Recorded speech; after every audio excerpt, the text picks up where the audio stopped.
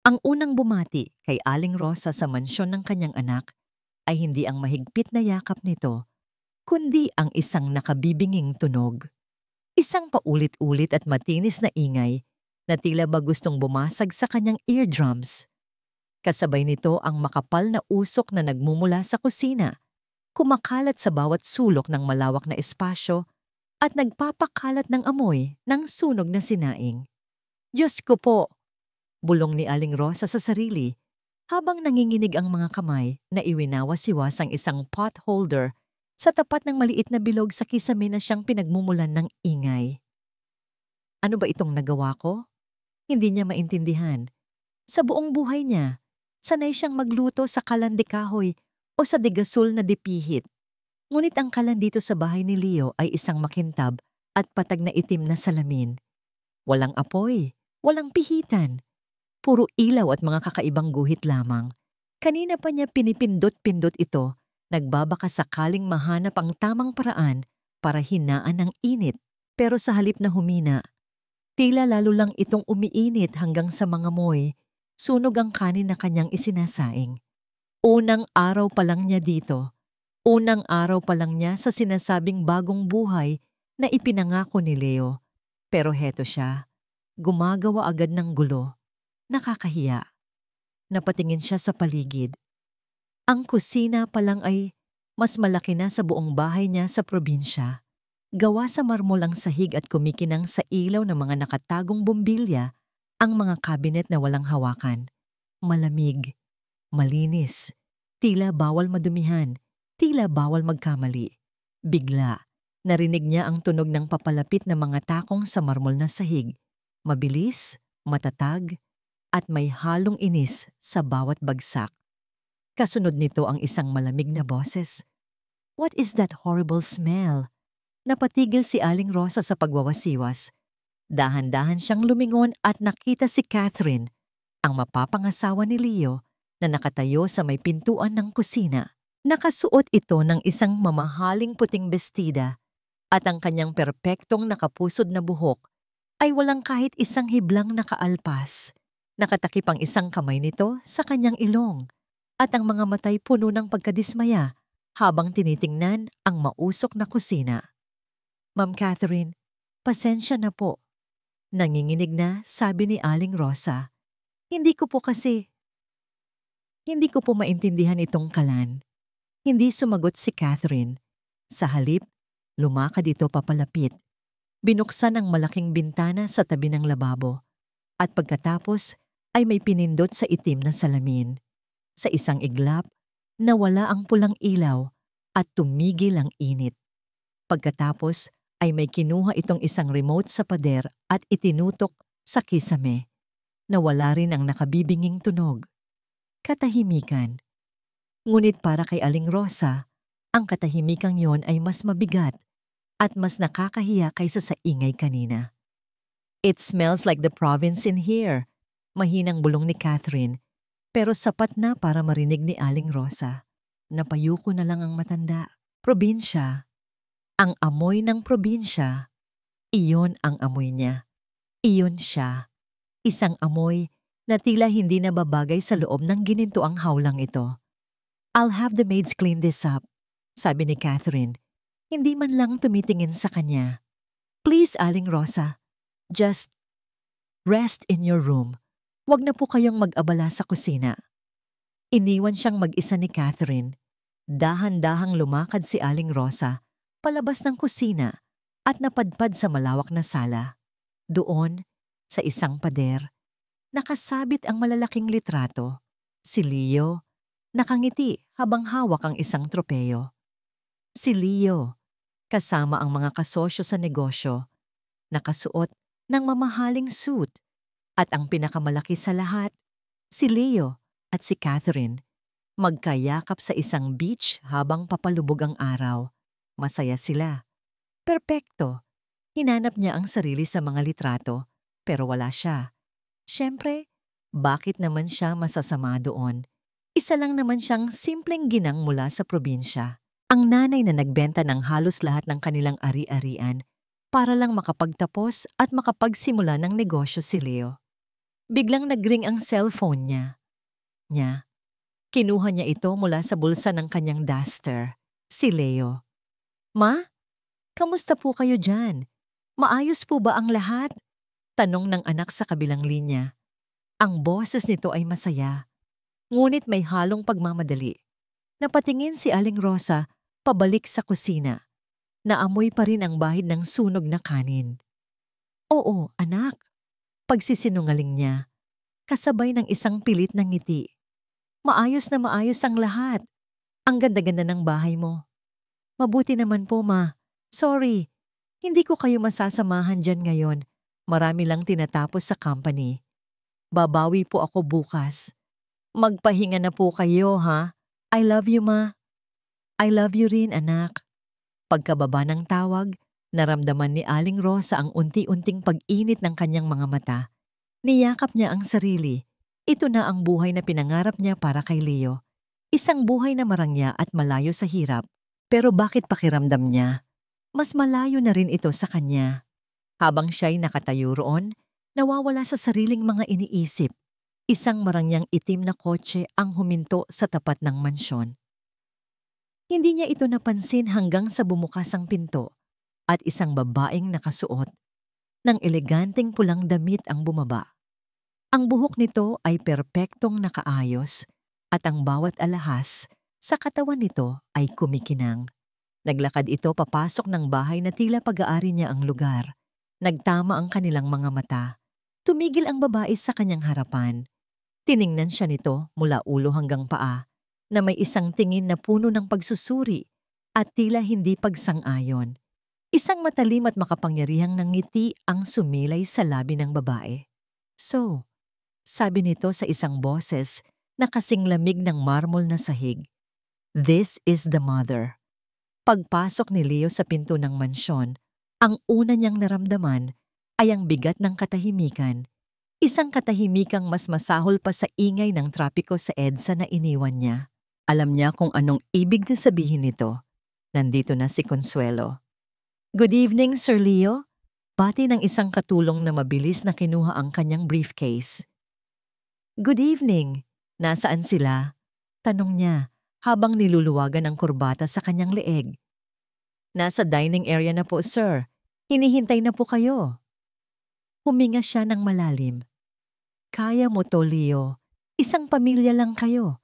Isang masayang pamilya. Ito ang sinasabi niya sa sarili. Isang uri ng panalangin bago pumasok sa isang giyera. Pagdating niya sa dining area, ang eksenang nakita niya ay parang isang pinta. Perpekto sa panlabas, pero kung titingnan mong maigi, makikita mo ang mga bitak. Si Catherine ay nakaupo sa tabi ni Consuelo, parehong eleganteng tingnan. Sa kabilang dulo ng napakahabang mesa, mag-isang nakaupo ang kanyang ina, si Aling Rosa. Nakayuko ito ng bahagya at ang mga kamay ay nasa ibabaw ng kanyang kandungan na para bang natatakot itong humawak sa mga kubyertos na gawa sa pilak. Leo darling, you're finally here. Masayang bati ni Consuelo. Tumatayo para bigyan siya ng isang halik sa pisngi na hindi man lang dumampi sa kanyang balat. Sorry, I'm late. Traffic was terrible, sabi ni Leo, sabay tingin sa kanyang ina at ngumiti. Ma, kamusta po? Isang maliit na ngiti ang isinukli ni Aling Rosa. Mabuti, anak. Umupo si Leo sa pagitan ng kanyang ina at ni Catherine. Sa gitna ng dalawang magkaibang mundo, sinubukan niyang maging tulay. Nagsimula ang hapunan. Si Consuelo ang laging nagbubukas ng usapan. Aling Rosa, I was just telling Catherine how much I admire your strength. Simula ni Consuelo habang eleganteng hinihiwa ang kanyang steak. It must have been incredibly difficult to raise a brilliant son like Leo all by yourself in the province. The resources there are quite limited, I imagine.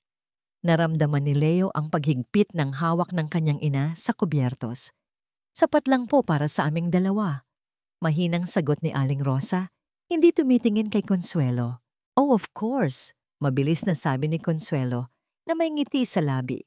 But look at Leo now. As CEO, it just proves that hard work and a little bit of luck can truly change one's destiny. Sinubukan ni Leo na ibahin ang usapan. The merger is going smoothly, Tita Consuelo. Our stocks are expected to rise by next quarter. Pero hindi doon natapos. Nang matapos ang hapunan, tumayo si Aling Rosa at nagsimulang kunin ang mga plato, gaya ng kanyang nakasanayan. Nay, ano pong ginagawa ninyo? Mabilis na sabi ni Catherine na may halong pagkagulat sa kanyang boses. Lumapit ito at kinuha ang plato mula sa kamay ni Aling Rosa. Hayaan niyo na po ang mga katulong dyan. Magpahinga na lang po kayo. Baka hindi po sanay ang mga kamay ninyo sa ganyan. Ang paraan ng pagkakasabi ni Catherine ay tila magalang. Pero para kay Leo, may narinig siyang ibang kahulugan. Hindi sanay ang mga kamay ninyo. Ang mga kamay na yon ang naglaban ng damit ng ibang tao, nagtanim ng gulay, at nagtinda sa palengke para lang mapag-aral siya. Pero bago pa siya makapagsalita, inunahan na siya ni Catherine. Ma'am Consuelo and I will be in the living room, hon. We need to discuss the guest list for the wedding. Naiwan silang dalawa ng kanyang ina sa dining room. Nakita ni Leo ang lungkot sa mga mata nito. Para paggaanin ang loob ng ina, may kinuha siya mula sa kanyang bulsa, isang maliit na kahon na gawa sa pelus. Ma, para po sa inyo, sabi niya. Sabay abot nito. Binuksan ito ni Aling Rosa. Sa loob, isang kwintas na may kumikinang na diamante. Mamahalin. Katumbas ng presyo ng bahay nila sa probinsya. Ito ang paraan ni Leo para sabihing, mahal kita. Ito ang wika na naiintindihan niya. Ang wika ng pera at tagumpay. Pero sa halip na matuwa, nakita niya ang pag-aatubili sa mukha ng ina. Anak, ang ganda. Pero hindi ko yata babagay sa akin to. Bagay po yan sa inyo, ma. You deserve all the best things in the world. Pilit niyang sabi. Isinara ng ina ang kahon at niyakap ito. Umalis na sina Catherine at Consuelo. Habang papalabas sila, huminto si Consuelo sa tabi ni Leo. Leo, darling. Bulong nito na may ngiting hindi umaabot sa kanyang mga mata. Your mother is charming, but perhaps we should help her adjust before the wedding. We want everything to be perfect for the investors and the media, don't we? Naramdaman ni Leo ang lamig sa tono ni Consuelo. Ito ay hindi isang mungkahi. Ito ay isang utos. Pagkaalis nila, isang nakabibinging katahimikan na naman ang bumalot sa mansyon. Umakyat na si Aling Rosa sa kanyang kwarto. Sinabing masama ang kanyang pakiramdam. Naiwan si Leo mag-isa sa sala. Napapaligiran ng lahat ng simbolo ng kanyang tagumpay. Ang mamahaling sofa, ang malaking TV, ang mga painting sa pader. Pero ang nararamdaman niya ay kabiguan. Gusto niyang siguraduhin na okay lang ang kanyang ina. Kaya dahan-dahan siyang umakyat sa hagdan at naglakad papunta sa kwarto nito. Ang pinto ay bahagyang nakabukas. Akmang kakatok na sana siya nang marinig niya ang isang mahinang hikbi. Sumilip siya sa siwang. Nakita niya ang kanyang ina. Nakaupo sa gilid ng kama, hawak ang isang lumang litrato. Ang litrato ng kanyang yumaong ama. Habang humihikbi, narinig niya ang bulong ni Aling Rosa sa litrato. Mga salitang tila sumaksak sa puso ni Leo. Ay mahal, baka tama nga sila. Huminto ito saglit. Pinunasan ang mga luha. Baka hindi talaga ako para dito. Ang lugar ay amoy pabango at pera. Iyon ang unang pumasok sa isip ni Aling Rosa habang nakatayo siya sa gitna ng isang butik na napapaligiran ng mga maningning na salamin at mga bestidang nakasabit na parang mga hiyas. Ang sahig ay napakalambot na tila lulubog ang kanyang mga tsinelas sa bawat hakbang. Good morning, Ma'am Consuelo. Ma'am Catherine, welcome back. Bati ng isang babaeng nakangiti na hindi man lang siya tiningnan. Ang buong atensyon nito ay nakatuon sa dalawang eleganteng babae sa kanyang tabi. We're here to find a dress for her, sabi ni Consuelo na ikinumpas ang kamay sa direksyon ni Aling Rosa na para bang isa siyang bagay na kailangang ayusan. something appropriate for the mother of the groom. Pakiramdam ni Aling Rosa ay lumiit siya.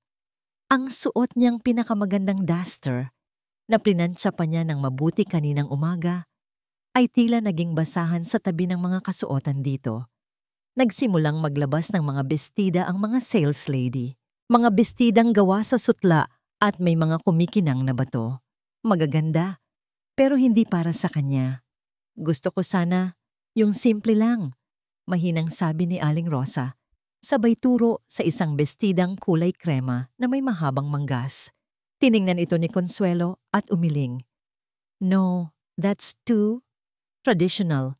Masyadong probinsyana. We need something that says elegance, power. We need you to look modern. Ang pinili ni Consuelo para sa kanya ay isang bestidang kulay asul na kumikinang. Maganda ito, pero masyadong mababa ang hiwa sa dibdib at hapit na hapit sa katawan. Isuot niyo po ito, Aling Rosa. This is perfect, utos ni Consuelo. Dinala siya sa isang fitting room na mas malaki pa sa kanyang silid sa probinsya. Tinulungan siyang magbihis ng isang sales lady na tila nandidiri sa tuwing dumadampi ang kamay sa magaspang niyang balat. Habang nakatingin sa salamin, hindi niya nakilala ang kanyang sarili. Para siyang isang ibon na isinilid sa maling hawl, hindi siya komportable. Ang bawat galaw niya ay tila mali. Paglabas niya, pumalakpak si Consuelo. See? Stunning, we'll take it. Hindi man lang tinanong kung gusto niya ba ito. Hindi man lang tinanong kung komportable ba siya. Pakiramdam niya ay isa siyang manika, binibihisan para sa isang palabas na hindi niya parte. Habang hinihintay nilang ibalot ang bestida, isang waiter ang nag-alok sa kanila ng tubig. Nanginginig ang kamay ni Aling Rosa nang abutin niya ang baso. Sa sobrang kaba, bahagyang natapon ng tubig at tumalsik ito sa laylayan ng mamahaling bestida na suot niya. Isang maliit na mantsa, halos hindi makita. Pero para kay Catherine, iyon ay isang malaking kasalanan. Oh my God, look what you've done! Malakas na sabi ni Catherine na agaw pansin sa lahat ng tao sa loob ng butik. That's a designer gown. Maingat ka naman sana. Lahat ng mata ay napunta sa kanya. Ang mga sales lady, ang ibang customer, lahat sila nakatingin. Gusto ni Aling Rosa na magtago. Nakainin siya ng malambot na sahig. Pasensya na, hindi ko sinasadya. Halos pabulong niyang sabi, habang sinusubukang punasan ng mantsa gamit ang kanyang kamay, na lalo lang nagpakalat dito. Hay nako, marahang sabi ni Consuelo, na may halong pagkadismaya sa boses.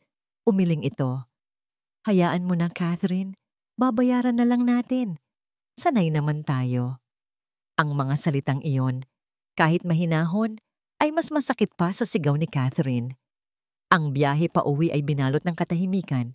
Isang katahimikang nagsasabing siya ang may kasalanan. Pagdating sa mansyon, dumiretso si Aling Rosa sa kanyang kwarto. Hinubad niya ang makating bestida at isinuot ang kanyang luma at pamilyar na duster. Sa wakas, nakahinga siya ng maluwag. Umupo siya sa gilid ng kama at hinila ang isang maliit at lumang baul na kahoy mula sa ilalim nito. Ang tanging bagay na dinala niya mula sa probinsya na nagpapaalala sa kanya kung sino talaga siya. Binuksan niya ito. Amoy ng lumang damit at pinatuyong dahon ng sampagita ang sumalubong sa kanya. Sa ilalim ng mga nakatuping barot saya, may isang supot na tela. Kinuha niya ito at inilabas ang laman. Ang unang diploma ni Leo noong elementarya. Isang litrato nila noong nabubuhay pa ang kanyang asawa.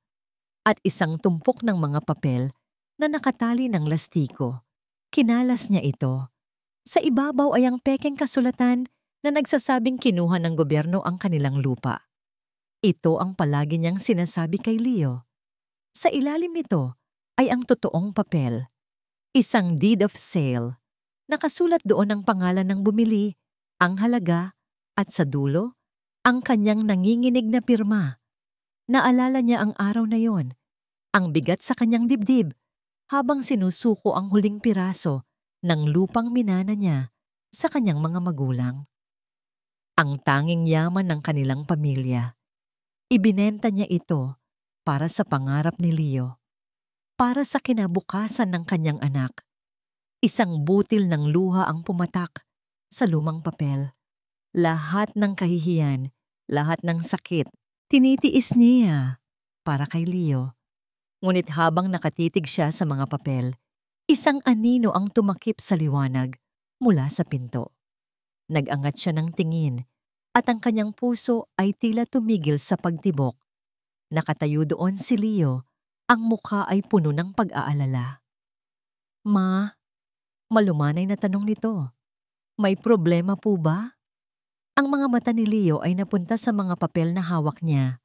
Ang mga papel na naglalaman ng pinakatatago niyang sikreto. Bigla itong kumunot noo. Ano pong mga papel yan, Ma? Nakita ni Leo ang gulat sa mga mata ng kanyang ina. Isang uri ng gulat na may kasamang takot. Sa isang iglap, tila nagmamadaling tiniklop ni Aling Rosa ang mga papel at mabilis na isinilid pabalik sa baul na kahoy. Wala ito, anak, sabi nito. Ang boses ay bahagyang nanginginig. Mga lumang alaala lang, mga sulat ng tatay mo. Isang kasinungalingan. Alam yon ni Leo. Nakita niya ang format ng papel. Hindi iyon sulat kamay. Mukha yung isang opisyal na dokumento. May isang parte sa kanya na gustong magtanong, na gustong pilitin ang ina na sabihin ang totoo. Pero nakita niya ang pagod sa mukha nito, ang namumugto nitong mga mata. Ayaw na niyang dagdagan pa ang bigat na nararamdaman nito. Ayaw niyang magsimula ng gulo. Pagod lang si nanay, sabi niya sa sarili. Masyado lang siyang maraming iniisip. Kaya pinili niyang maniwala. O, mas tamang sabihin, pinili niyang huwag nang alamin pa. Sige po, Ma, malumanay niyang sabi. Magpahinga na po kayo. Maaga pa po tayo bukas. Ngumiti siya. Isang pilit ng ngiti. At isinara ang pinto ng kwarto ng ina. Kinabukasan, habang nasa loob sila ng kotse papunta sa isang meeting, sinubukan ni Catherine na ayusin ang gusot sa pagitan nila. Hon, about yesterday, sa boutique, panimula nito. I'm sorry kung naging harsh ako. I just want your mom to look her best. Para rin naman sa kanya yun, para hindi siya mapag-usapan. Hindi sumagot si Leo. Nakatingin lang siya sa daan, pero ang isip niya ay lumilipad. Leo, please, sabi ni Catherine, na hinawakan ang braso niya. I'm trying here. Sinusubukan kong tulungan ang nanay mo na mag-adjust sa mundo natin. Pero parang lahat na lang ng ginagawa ko, mali sa paningin mo. Doon na napuno si Leo. Hinarap niya ito. Ang kanyang boses ay kalmado, ngunit may diin. Tulungan? Catherine, ang kailangan ng nanay ko ay hindi tulong para maging katulad ninyo. Ang kailangan niya ay respeto. Respeto para sa kung sino siya. Respeto? Tumaas ang boses ni Catherine. Minamaliit mo ba ang ginagawa ko? Alam mo ba kung gaano kahirap i-please ang mga kliyente at investor? Image is everything, Leo. At sa ayaw at sa gusto mo, apektado tayo ng image ng pamilya natin. Hindi na siya sumagot. Ano pa bang sasabihin niya? Magkaiba sila ng mundong ginagalawan. Ang mundo niya ay umiikot sa pagmamahal sa pamilya. Ang mundo ni Catherine ay umiikot sa opinyon ng ibang tao. Biglang nagring ang cellphone ni Leo. Isang numero na hindi pamilyar, pero sinagot niya. Mr. Leo Valdez? Tanong ng isang formal na boses sa kabilang linya. This is Atrin Fernandez from Ma'am Consuelo's legal team. I'm just calling to remind you about the final signing of the merger documents the day after the wedding. Everything is contingent on this union, as you know. Ma'am Consuelo sends her regards and trusts that everything will proceed perfectly. Isang paalala na may halong babala. Ang kasal na ito ay hindi lang tungkol sa pag-ibig. Ito ay isang transaction. At ang kinabukasan ng kumpanyang pinaghirapan niya ay nakasalalay dito. Pagka-uwi niya sa mansyon ng gabing iyon, pagod ang kanyang katawan at magulo ang kanyang isip. Mula sa malaking bintana ng kanyang opisina, natanaw niya ang hardin at doon nakita niya ang kanyang ina. Nakaupo ito sa isang bench, mag-isa. Sa gitna ng malawak at perpektong hardin, si Aling Rosa ay mukhang napakaliit, napakalungkot. Pinagmamasdan nito ang mga mamahaling bulaklak na tila ba hindi ito makapaniwalang parte siya ng lugar na yon. Naramdaman ni Leo ang isang kirot sa kanyang dibdib. Heto na ang lahat ng pinangarap niya para sa ina. Isang magandang bahay, isang buhay na walang hirap. Pero bakit sa tingin niya, mas maligaya pa ito sa kanilang maliit na kubo sa probinsya? Biglang nag-vibrate ulit ang kanyang cellphone. Isang tawag mula sa probinsya. Ang Tio Andoy niya, kapatid ng kanyang ama. "Leo, kamusta ka na, iho?" Masayang bati nito. "Okay lang po, Tio. Kayo po, kamusta?" "Ayos lang. Tumawag lang ako para mangamusta at para magpasalamat ulit. Alam mo, malaking tulong yung perang pinadala mo noong nakaraan." Nagkaroon sila ng sandaling kwentuhan tungkol sa kanilang mga kamag-anak. Bago magpaalam, may biglang nasabi ang kanyang tiyo. "Oo nga pala. Buti na lang talaga at naibenta noon ni Rosa ang lupaing pamana sa inyo para makapagsimula ka. Kung hindi, ewan ko na lang kung saan kami kukuha ng tulong ngayon." Natigilan si Leo. Ang mga salita ay tila umalingaw-ngaw sa kanyang tainga. "Teka po, Tio." Putol niya sa sinasabi nito. "Ano pong sabi niyo? Naibenta?" "Oo. 'Di ba? Yun ang sabi sa amin ni Rosa noon, na kailangan mo ng puhunan para sa negosyo mo sa Maynila." Naramdaman ni Leo na nanlamig ang kanyang buong katawan. Ang boses niya ay halos hindi lumabas. "Ibinenta po? Ang sabi po sa akin ni nanay, kinuha ng gobyerno yung lupa." Ang sikreto ay parang isang ibon na nakakulong sa dibdib ni Aling Rosa. At sa bawat araw na lumilipas, lalo itong nagwawala, lalo nitong gustong kumawala. Mula nang makausap niya si Leo, hindi na siya mapakali. Alam niyang may nagbago. Alam niyang may narinig ang anak niya. Kinabukasan, habang wala si Leo at Catherine, nanginginig ang mga kamay ni Aling Rosa na kinuha ang kanyang lumang cellphone. Kailangan niyang tawagan si Andoy. Kailangan niyang sabihin dito na kung sakaling magtanong ulit si Leo, panindigan nito ang kwentong matagal na niyang binuo. Nagring ang telepono. 1 beses, 2, 3. "Sagutin mo, Andoy. Pakiusap." Dasal niya sa kanyang isip. Ngunit walang sumagot. Sinubukan niya ulit at ulit. Ngunit wala pa rin. Tila ba pati ang tadhana ay ayaw makipagtulungan sa kanyang pagsisinungaling. Sa gitna ng kanyang pag-aalala, bumukas ang pinto ng kanyang silid. Si Leo. Ang puso ni Aling Rosa ay tila nalaglag sa kanyang sikmura. Ang mukha ni Leo ay seryoso. At sa mga mata nito ay may nakita siyang isang emosyon na ngayon niya lang nakita. Pagdududa. "Ma," simula ni Leo. Ang boses ay mababa at formal. "Tinanong ko lang po ulit si Tio Andoy." Napahawak si Aling Rosa sa gilid ng kama para suportahan ang sarili. "Ang sabi niya po sa akin, na ibenta niyo raw po yung lupa." Diretsong sabi ni Leo. Ang mga mata ay nakatitig sa kanya, naghihintay, naghahanap ng katotohanan. Ito na. Ito na ang katapusan. Pero nang makita niya ang sakit sa mga mata ng anak, isang sakit na dulot ng posibleng panloloko, hindi niya kinaya. Ang pag-amin sa katotohanan ay parang pag-amin na nilinlang niya ang pinakamamahal niyang tao sa mundo. Napayuko siya. Hindi niya kayang salubungin ang tingin ng anak. "Anak, nalilito lang ang Tio Andoy mo." Nagsimula siyang magsinungaling. Ang mga salita ay tila buhangin sa kanyang bibig. "Matagal na yon. Ang natatandaan ko, may mga usapan noon tungkol sa pagbenta. Pero sa huli, gobyerno pa rin ang kumuha. Bayad pinsala lang ang nakuha natin. Yun ang totoong nangyari. Isang mahabang katahimikan ang namagitan sa kanila. Nakita ni Aling Rosa ang pagtatalo sa isip ni Leo. Ang pagtatalo sa pagitan ng sinasabi ng tiyuhin nito at ng sinasabi ng sarili niyang ina.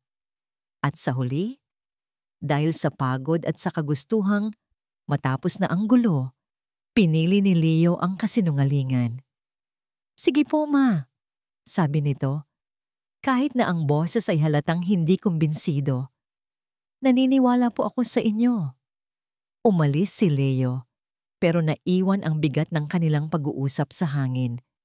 Alam ni Aling Rosa na hindi talaga siya naniwala. Pinili lang nitong manahimik. At ang katahimikang yon ay mas masakit. Kinahapunan, pumasok si Consuelo sa kanyang silid na may isang matamis na ngiti.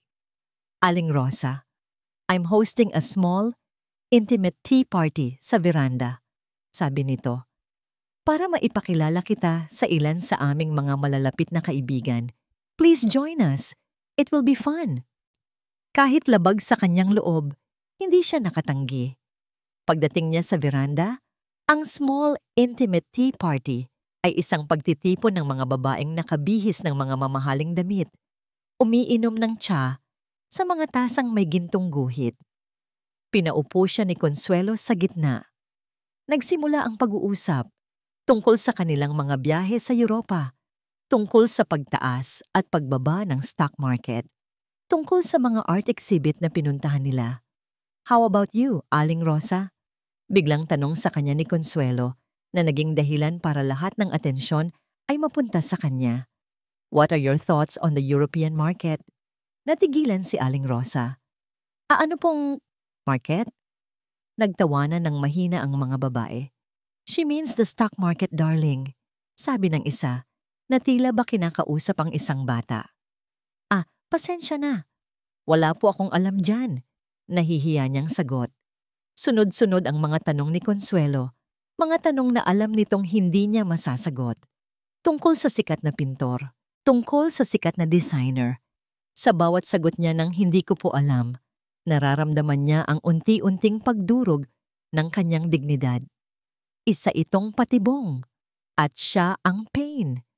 Habang inaabot niya ang tasa ng tsaa para itago ang kanyang panginginig, isang lalaking naka-Amerikana ang dumating kasama si Leo.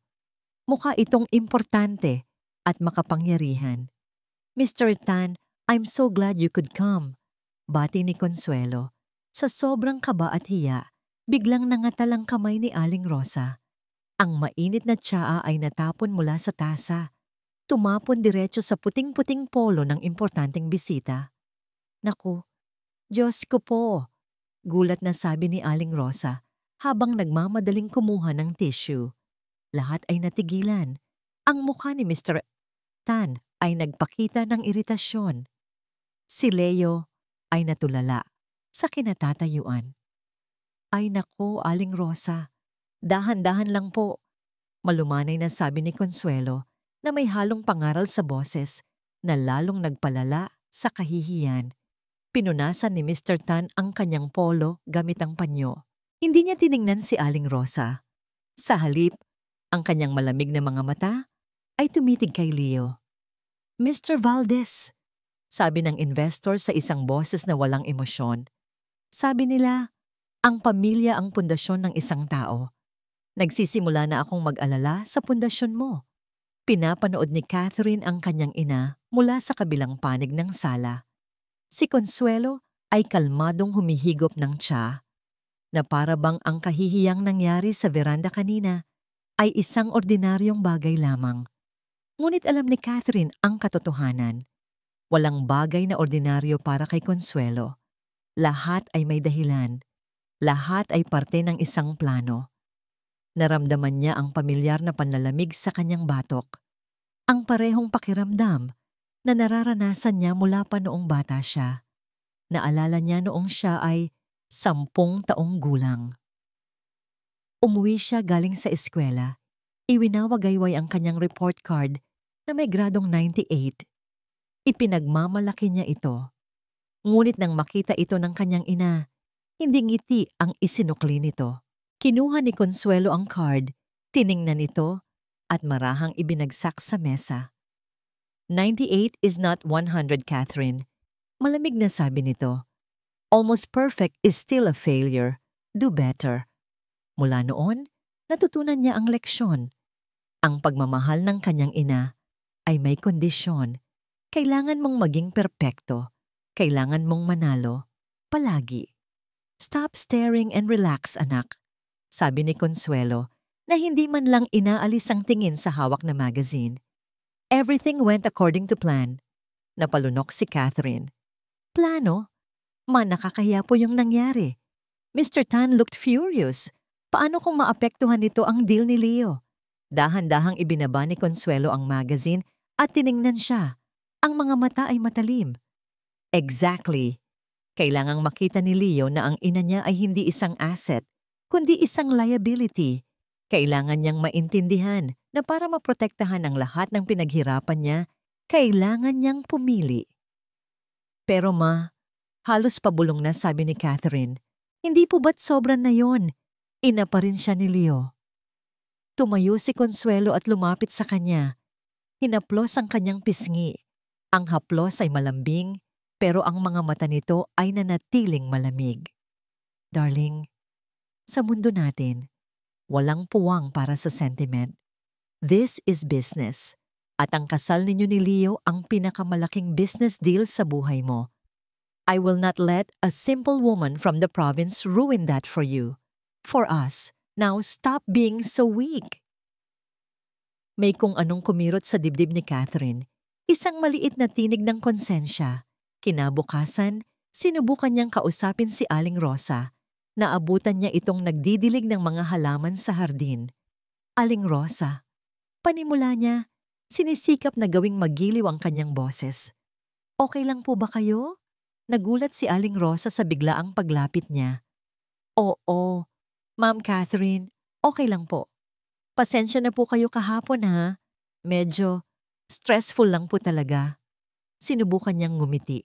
Gusto niyo po ba ng juice? O kape? Ngumiti si Aling Rosa, isang tunay at mainit ng ngiti. Wag na hidya. Ayos lang ako dito. Ang ganda ng mga bulaklak ano. Hindi alam ni Catherine kung paano sasagot. Ano ang sasabihin niya tungkol sa mga bulaklak? Tumango na lang siya. Ang pag-uusap ay namatay. Ang awkward na katahimikan sa pagitan nila ay parang isang mataas na pader. Bumalik siya sa loob ng bahay, inis sa sarili, at inis sa sitwasyon. Bakit ba napakahirap? Nang gabing iyon, habang dumadaan siya sa tapat ng opisina ng kanyang ina, narinig niya itong may kausap sa telepono. Ang boses ni Consuelo ay mahina, ngunit may diin. Yes, I want a complete background check, sabi nito. Everything. Financial records, properties, loans, every dirty little secret she has. Kailangan kong malaman kung saan siya pinakamahina. The wedding is in 2 days. I need leverage. Now. Nagtago si Catherine sa dilim. Ang puso niya ay kumakabog ng mabilis. Leverage? Anong ibig sabihin ng kanyang ina? Kinabukasan, habang nag-iisa siya sa bahay, napansin niya ang isang brown folder na naiwan sa ibabaw ng mesa sa opisina ni Consuelo. May nakasulat sa labas. R. Valdez. Personal assets. Dahil sa kuryosidad, binuksan niya ito. Sa loob ay mga papeles, mga kopya yan ng kung ano-anong dokumento.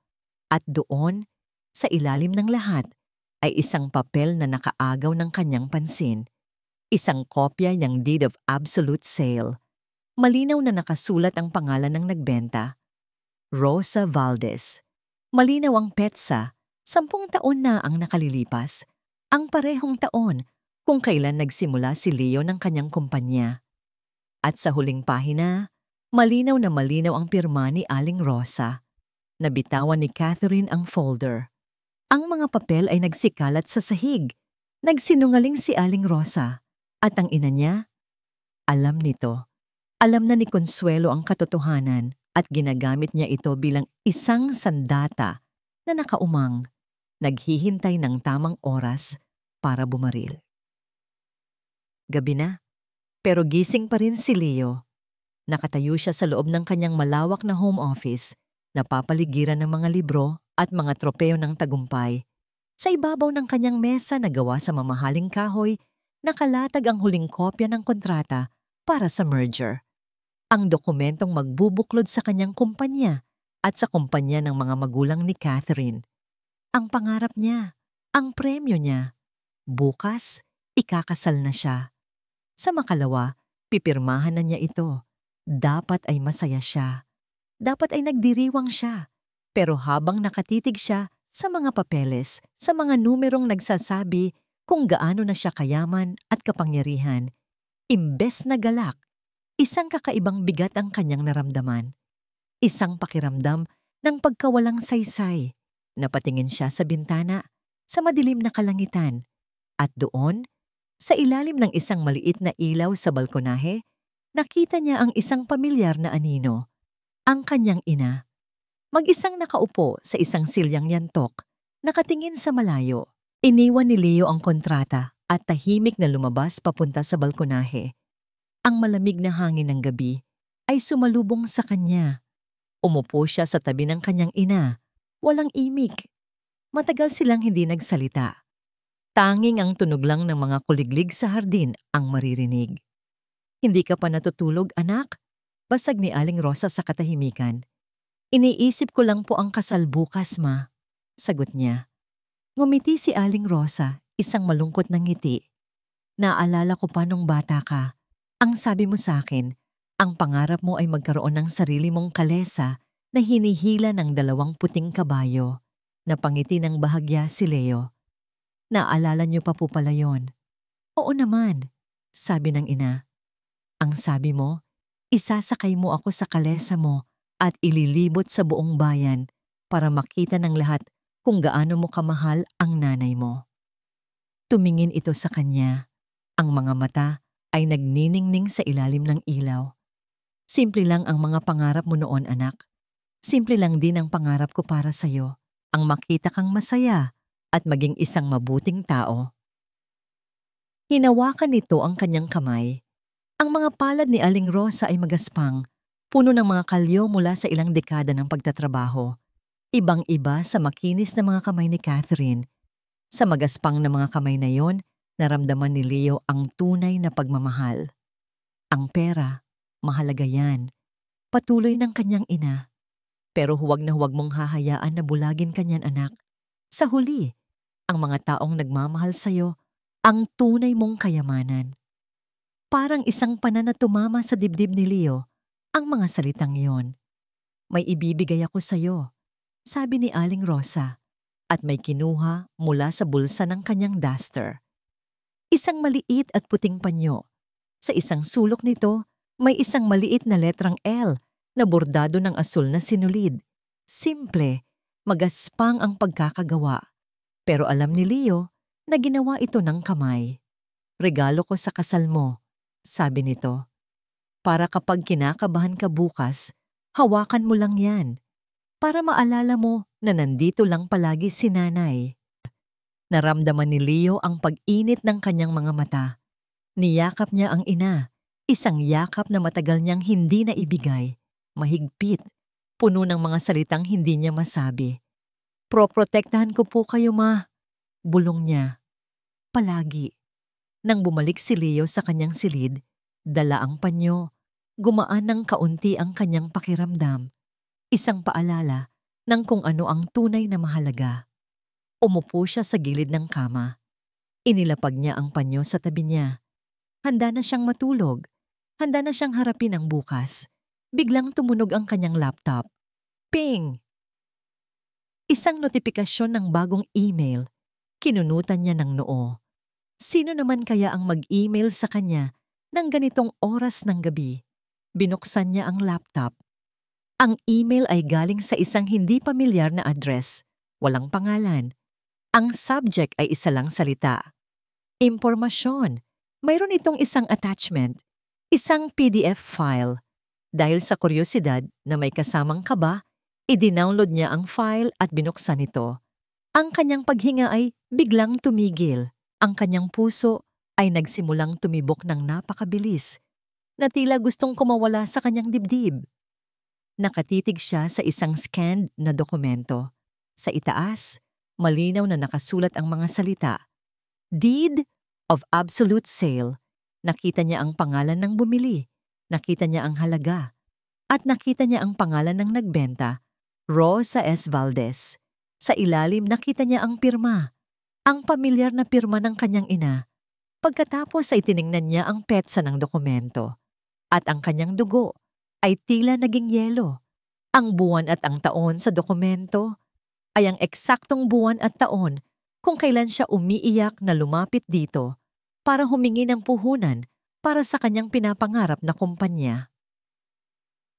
Hindi nakatulog si Leo. Paano siya makakatulog? Ang imahe ng pirma ng kanyang ina sa kasulatan ay paulit-ulit na naglalaro sa kanyang isipan na parang isang sirang plaka. Bawat kurba, bawat linya ng pirma na iyon ay sumisigaw ng isang salita. Sakripisyo. Isang sakripisyo na tinakpan ng ilang taong pagsisinungaling. Kinaumagahan, sa araw ng kanyang kasal, ang unang hinanap ni Leo ay hindi ang kanyang best man o ang kanyang mamahaling tuksido. Hinanap niya ang kanyang ina. Naabutan niya si Aling Rosa sa loob ng isang maliit na silid. Inaayusan ng isang makeup artist. Nakasuot na ito ng bestidang pinili ni Consuelo. Nakaupo ito sa harap ng salamin, pero ang mga mata nito ay nakatingin sa malayo, puno ng lungkot. Ma, sabi ni Leo, isinasara ang pinto sa likuran niya. Nagulat si Aling Rosa at ang makeup artist. Sinensyasan ni Leo ang makeup artist na iwan muna sila. Nang silang dalawa na lang ang naroon, inilabas ni Leo ang kanyang cellphone at ipinakita ang litrato ng dokumento. Hindi na niya kailangang magsalita. Nakita ni Aling Rosa ang nasa screen. Sa isang iglap, ang lahat ng kulay ay nawala sa mukha nito. Ang kanyang mga labi ay nanginig. Ang kanyang mga mata ay unti-unting napuno ng luha. Anak, basag ang boses nito. Patawarin mo ako. Iyon lang. Sa dalawang salitang iyon, inamin niya ang lahat. Ang bigat ng katotohanan iyon ay tila isang malaking bato na bumagsak sa pagitan nilang dalawa. Bakit, ma? Tanong ni Leo. Ang boses ay puno ng sakit at hindi pagkakaintindi. Bakit hindi niyo po sinabi sa akin? Alam niyo po ba kung gaano kahalaga sa inyo ang lupang yon? Umiiyak na si Aling Rosa. Dahil ayokong isipin mo na may utang na loob ka sa akin. Hikbi nito. Gusto kong abutin mo ang mga pangarap mo nang walang iniisip na kapalit. Ang kaligayahan mo, anak? Yun lang ang mahalaga sa akin. Niyakap ni Leo ang ina. Sa sandaling iyon, lahat ng galit at pagdududa ay nawala. Napalitan ng isang matinding pagmamahal at pagsisisi.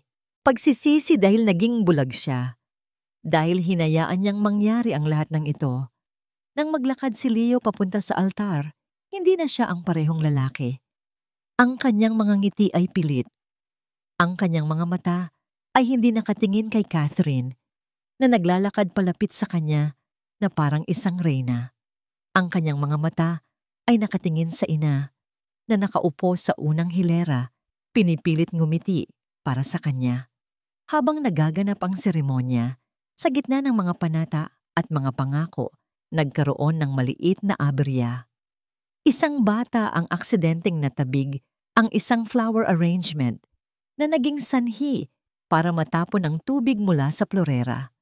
Mabilis na tumayo si Aling Rosa, dala ng kanyang natural na ugali na tumulong. Sa kanyang pagmamadali, hindi niya napansin ang basang sahig. Nadulas siya. Sa kanyang pagbagsak, napakapit siya sa unang bagay na mahahawakan na niya, ang laylayan ng puting-puting wedding gown ni Catherine. Nag-iwan ito ng maliit, halos hindi makitang dumi mula sa kanyang kamay. Natigilan ang lahat. Oh my God! Sigaw ni Catherine. Tinitingnan ang dumi sa kanyang gown, na para bang yon ang pinakamalaking trahedya sa mundo. Pasensya na, Hija. Hindi ko sinasadya. Nagmamakaawang sabi ni Aling Rosa habang sinusubukang tumayo. Si Consuelo, na nakaupo sa tabi, ay bumulong sa tenga ni Catherine, sapat lang para marinig ng anak. Huwag mong hayaang sirain niya ang araw mo. Do something. Dala ng tensyon, ng kahihiyan, at ng bulong ng kanyang ina, isang bagay ang pumutok sa loob ni Catherine. Humarap siya kay Aling Rosa, ang muka ay puno ng galit. Palagi na lang. Palagi niyo na lang sinisira ang lahat. Sigaw niya. Wala ka talagang silbi. At pagkatapos, sa harap ng daan-daang bisita, sa harap ng kanilang mga pamilya at mga kasosyo sa negosyo, itinaas ni Catherine ang kanyang kamay. Isang malutong na tunog ang umalingaw-ngaw sa loob ng simbahan. Ang sampal. Isang sampal na dumapo sa pisngi ni Aling Rosa. Natulala ang lahat. Ang musika ay tumigil. Ang mundo ay tila huminto sa pag-ikot. Si Aling Rosa, hawak ang kanyang namumulang pisngi, ay napuno ng luha ang mga mata, hindi dahil sa sakit, kundi dahil sa matinding kahihiyan. Si Leo, na nakatayo sa altar, ay tila naging bato. Nakita niya ang lahat, ang pagdulas, ang dumi, ang bulong ni Consuelo, at ang sampal. Ang sampal sa mukha ng kanyang ina. Dahan-dahan siyang bumaba sa altar. Ang bawat hakbang niya ay mabigat. Nilagpasan niya si Catherine na parang hindi ito nag-i-exist. Nilapitan niya ang kanyang ina at marahang itinayo ito. Tiningnan niya si Consuelo, isang tingin na puno ng lamig at galit na hindi pa nito nakita kailanman. Pagkatapos ay binalingan niya si Catherine. Kinuha niya ang mikropono mula sa wedding coordinator na natataranta. Ang kanyang boses, nang siya ay magsalita, ay kalmado. Ngunit sa ilalim ng kalamadong iyon ay isang nagngangalit na bulkan.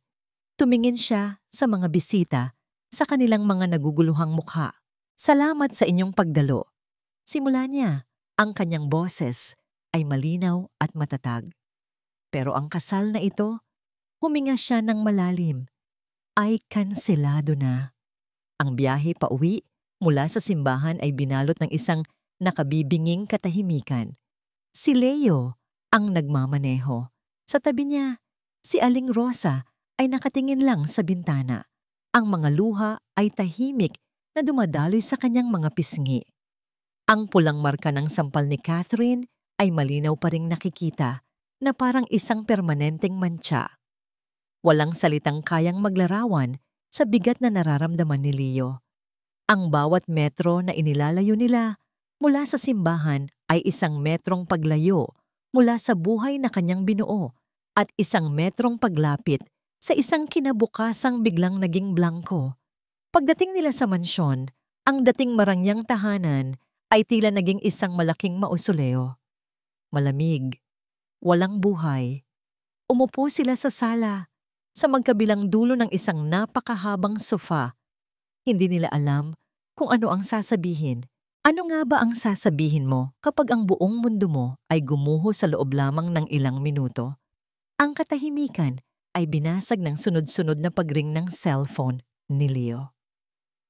Ang una ay mula sa kanyang Chief Operating Officer. Leo, what the hell happened? Tumatawag ang mga taga-board of directors.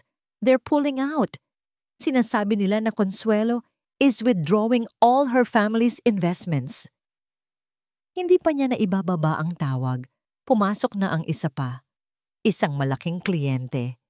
Valdez, I don't know what kind of family drama you're in, but our deal is off. I can't be in business with someone this unstable. Sunod-sunod, parang mga domino na bumabagsak. Mga tawag mula sa bangko. Tinatanong ang biglaang pag-withdraw ng malalaking pondo. Mga email mula sa mga partner, kinakansela ang mga kontrata. Si Consuelo ay hindi lang nagalit. Siya ay gumanti. At ang kanyang ganti ay mabilis, mabagsik at walang awa.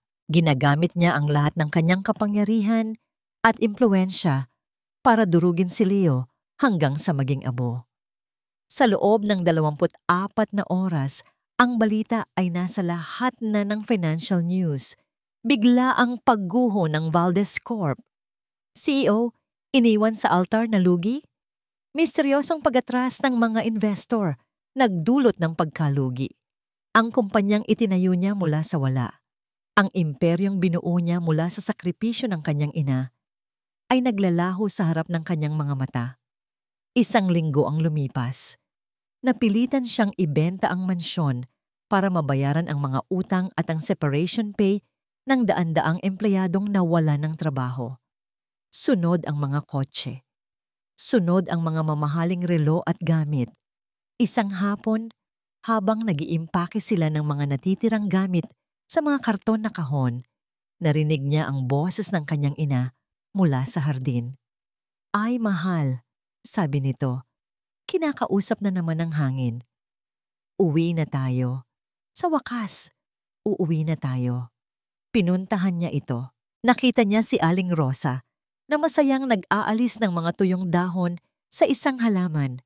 Ngumiti ito sa kanya, isang ngiting puno ng kalituhan. "Sino ka, iho?" tanong nito sa kanya. Ang mga mata ay inosente na parang bata. "Ang bait mo naman. Tutulungan mo ba akong mag-impake?" Natigilan si Leo. Ang kanyang puso ay tila piniga. "Ma," sabi niya, ang boses ay nanginginig. "Ako po ito, si Leo." Tinitigan siya ng kanyang ina na para bang isa siyang estranghero. Ngumiti lang ito ulit. "Leo? Ang ganda namang pangalan. Ang anak ko, Leo rin ang pangalan. Sigurado akong matutuwa siyang makilala ka." Ang stress, ang kahihiyan, ang biglaang pagbabago.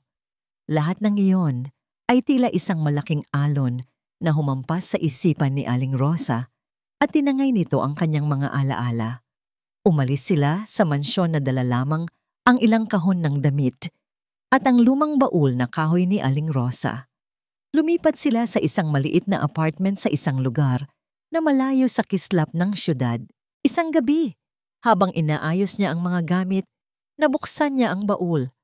Sa ilalim ng mga lumang damit, nakita niya ang isang pamilyar na supot. Ang supot na naglalaman ng diploma niya, ng mga litrato, at ng mga kasulatan.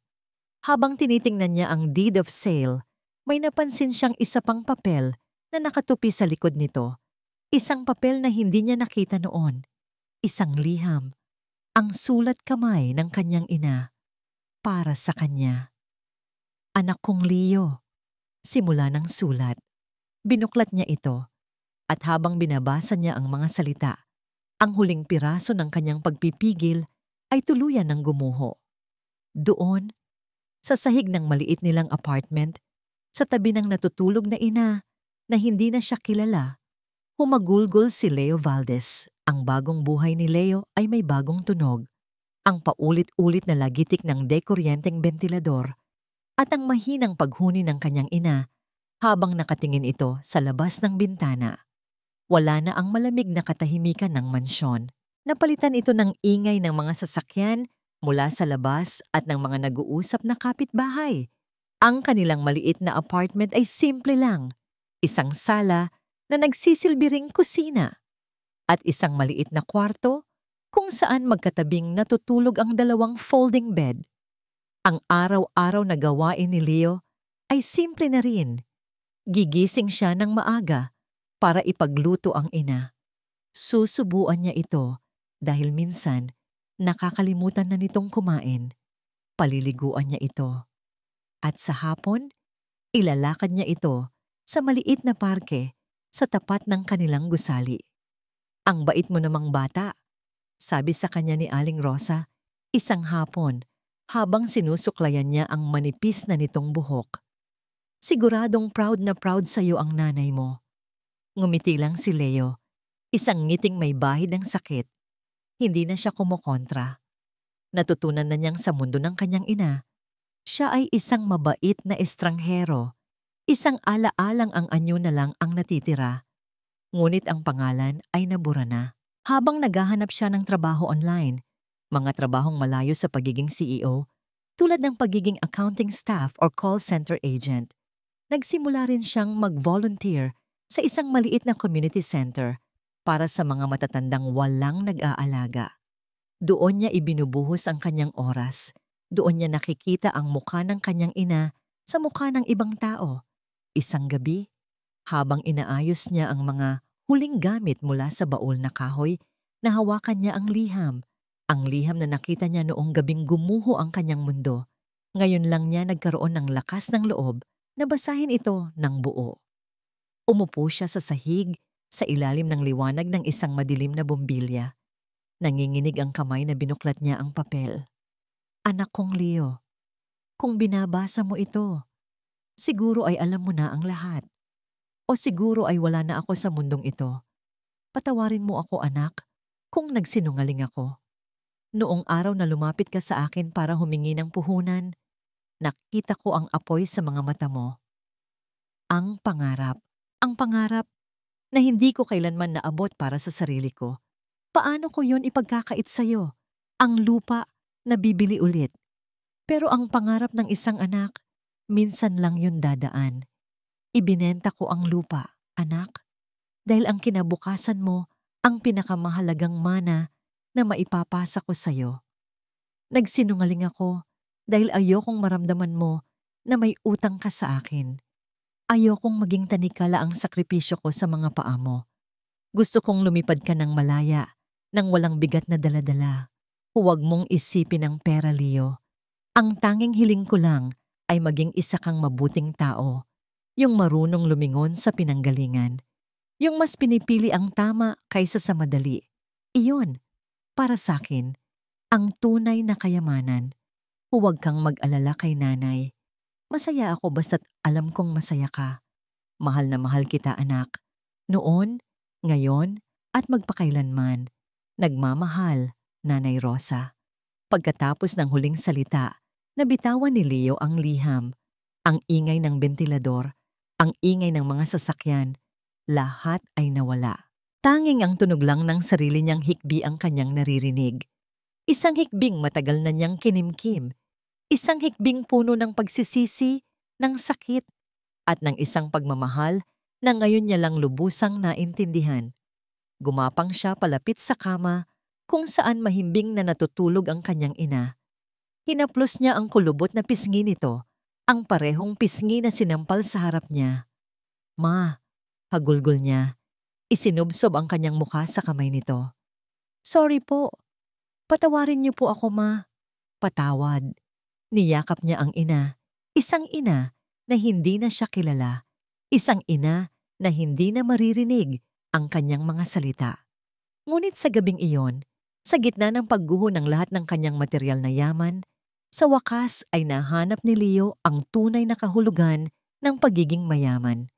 Kinabukasan, gamit ang natitira niyang ipon, nagbukas siya ng isang maliit na foundation.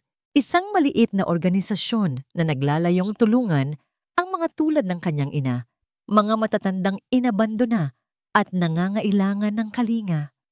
Simple lang ang pangalan nito, Rosa Foundation. Isang araw, habang tinitingnan niya ang bank account ng foundation na halos wala ng laman, nakatanggap siya ng isang email notification. Isang bagong donasyon. Hindi niya ito pinansin sa una, iniisip na baka maliit na halaga lang. Ngunit nang buksan niya ang email, nanlaki ang kanyang mga mata. Isang napakalaking halaga ang pumasok sa kanilang account. Sapat na para punduhan ang kanilang operasyon sa loob ng isang buong taon. Tiningnan niya ang pangalan ng nag-donate. Nakasulat lang doon, from an anonymous donor. Nakatayo si Catherine sa harap ng kanyang ina sa gitna ng isang sala na napapalibutan ng ginto at kristal. Ngunit sa unang pagkakataon sa kanyang buhay, wala siyang nakikitang ganda rito. Tanging lamig lang. How could you do this to me? Tanong ni Consuelo. Ang boses ay puno ng hindi makapaniwalang galit. I gave you everything. At ito ang igaganti mo? Tatalikuran mo ang sarili mong ina para sa lalaking iyon? Tiningnan ni Catherine ang kanyang ina. Hindi na may takot, kundi may awa. Binigay niyo sa akin ang lahat, ma. Mahinahon niyang sabi. Lahat ng bagay na nabibili ng pera. Pero hindi niyo po ako tinuruang magmahal.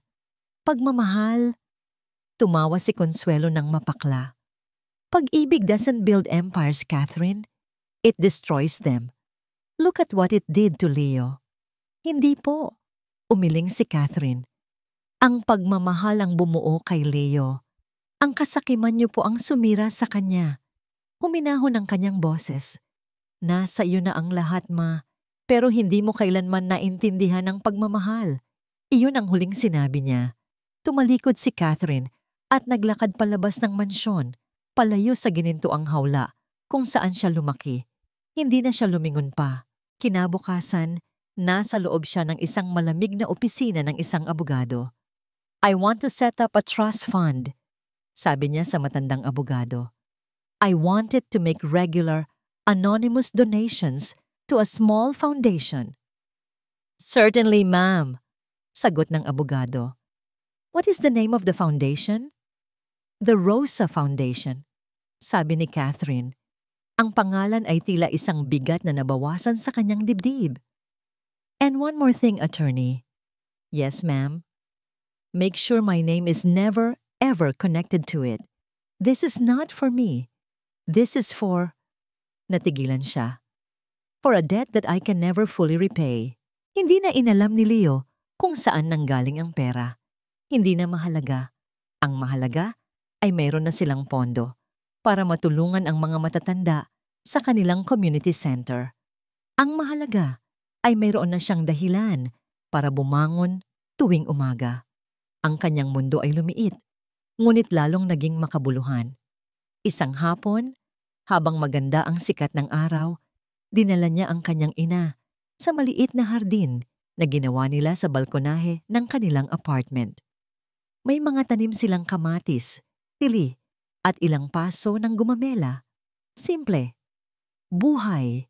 Nakaupo si Aling Rosa sa isang silyang plastik. Pinapanood ang kanyang anak na nag-aalis ng mga damo. Ang mga mata nito ay kalmado na. Nawala na ang dating anino ng takot at kahihiyan. Ang ganda ng mga bulaklak, mahinang sabi nito. Pumita si Leo ng isang namumukadkad na pulang gumamela at inilagay ito sa likod ng tainga ng ina. Ngumiti ito sa kanya. Isang purong ngiti na walang bahid ng anumang alaala.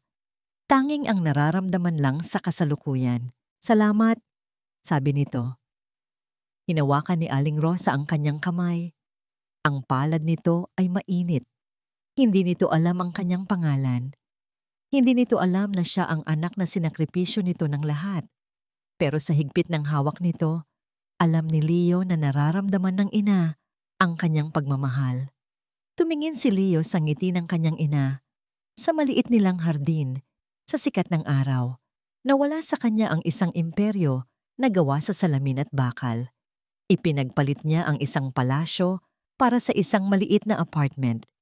Tinalikuran niya ang isang kinabukasang puno ng yaman para sa isang kasalukuyang puno ng pag-aalaga. Pero habang nakaupo siya roon, hawak ang kamay ng kanyang ina, naintindihan niyang hindi siya nawalan. Sa wakas, natagpuan niya ang tunay na ipinamana sa kanya ni Aling Rosa. Hindi ito ang perang nagsimula ng kanyang kumpanya. Ito ay ang pag-ibig na naging dahilan ng sakripisyo. Isang pag-ibig na mas matatag kaysa sa anumang gusali, mas mahalaga kaysa sa anumang kontrata. Ito ang tunay na yaman. At dito, sa gitna ng isang hardin na puno ng pag-asa, nagtatapos ang kwento ni Leo at Aling Rosa.